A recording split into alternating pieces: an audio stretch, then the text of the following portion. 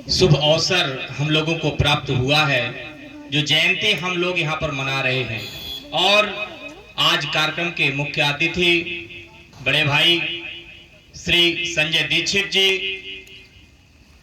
साथ में श्री लोकेन्द्र नाथ पांडे जी प्राचार्य स्वर्गीय पूरन दीक्षित जी महाविद्यालय से, साथ ही हमारे बड़े भाई श्री अभिषेक तिवारी जी जनसेवक मुस्करा से पधारे हुए हैं। साथ ही मंच पर हमारे संगठन के संरक्षक व आज के इस कार्यक्रम के संरक्षक के रूप में श्री हरिशंकर तिवारी जी, मैं आप सभी लोगों का हार्दिक आभार, अभिनंदन और वंदन करता हूं कि आज के इस कार्यक्रम के शुभ अवसर पर आप यहां पर उपस्थित हुए हैं।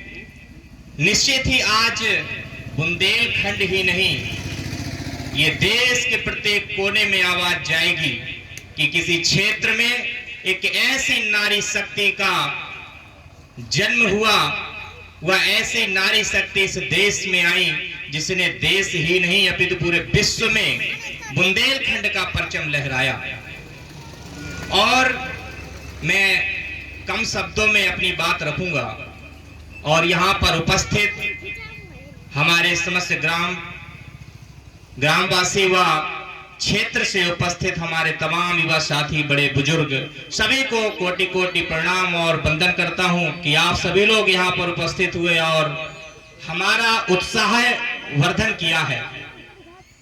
जैसा कि बुंदेलखंड नवनिर्माण सेना यह एक सामाजिक संगठन है और इस संगठन को बनाने का उद्देश्य बुंदेलखंड में युवाओं को रोजगार, हर हाथ को काम, अच्छी चिकित्सा, अच्छी शिक्षा, ये हमारे परम उद्देश्य हैं इस संगठन के।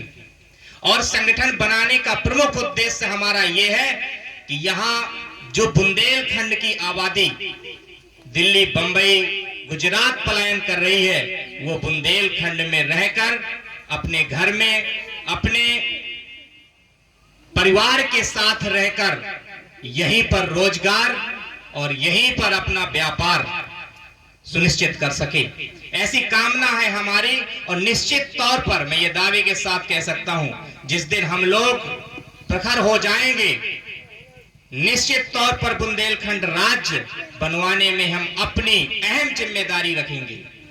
इसके लिए किसी एक संगठन को बड़े स्तर पर खड़े होने की आवश्यकता है। हम सभी जानते हैं कि बुंदेलखंड राज्य बनाना कोई नई तहसील बनाना नहीं है, ना ही कोई नई ग्राम पंचायत बनाना है। यह देश का एक हिस्सा जो एक प्रदेश के रूप में रहता है, उसे हमें अलग करना है। जैसे उत्तर प्रदेश व मध्य प्रदेश से अलग कर बुंदेलखंड को पृथक राज्य का दर्जा दिलवाना है। आज देख रहे हैं कि युवा बेहद बेरोजगार है, चारों तरफ दिल्ली, बंबई, गुजरात की तरफ पलायन कर रहा है। तो कहीं ना कहीं हम आप सब में एकजुटता की बेहद कमी है और हम आप सभी लोगों को एकजुट होकर के, मुखर होकर के इस आवाज को बुलंद करना है। और संगठन, जैसा कि हमने पहले भी कहा था कि बुंदेलखंड नवनिर्माण सेना एक सामाजिक संगठन है, कोई राजनीतिक संगठन नहीं है। और हमें पता है कि राज्य आंदोलन से पूर्व हमें अपनी सेना को मजबूत करना होगा और सेना को गांव-गांव, घर-घर तक इसके सदस्य बनाने होंगे। और निश्चित तौर पर जिस दिन सेना मजबूत होगी तो एक बड़ी क्रांति जो हमारी वीरांगना महारानी लक्ष्मीबाई जी ने 1857 में अंग्रेजों के विरुद्ध की थी, वही हम लोग यह क्रांति बुंदेलखंड के नहीं, देश के उन तमाम गद्दार नेताओं के विरोध में रखेंगे जिन्होंने सिर्फ बुंदेलखंड को छला है और बुंदेलखंड के विकास की तरफ आज तक नहीं देखा। देश को आजाद हुए 70 साल से भी ज्यादा हो गए, लेकिन बुंदेलखंड की स्थिति आज भी दयनीय बनी हुई है। आखिर क्यों? राजनीति की उपेक्षाओं का शिकार बुंदेलखंड क्यों होता रहा? ये हमारी आप सभी लोगों की जागरूकता की बेहद कमी रही है। हम आप सभी लोगों को जागरूक होना है। हमारा संगठन गांव-गांव में जो भी जन समस्याएं हैं उन समस्याओं के लिए निरंतर आवाज उठाता रहा है और आगे भी, क्योंकि लोगों को जोड़ना है तो उनके ग्राम स्तर में जो काम है वो संगठन के माध्यम से करवाने होंगे। हम लोगों ने कभी भी बेझिझक हर तरह से आंदोलन में सहभागिता निभाई है। जनपद हमीरपुर के कोने कोने में जहां भी युवाओं ने आंदोलन किया है, बुंदेलखंड नवनिर्माण सेना वहां पर उपस्थित रही है।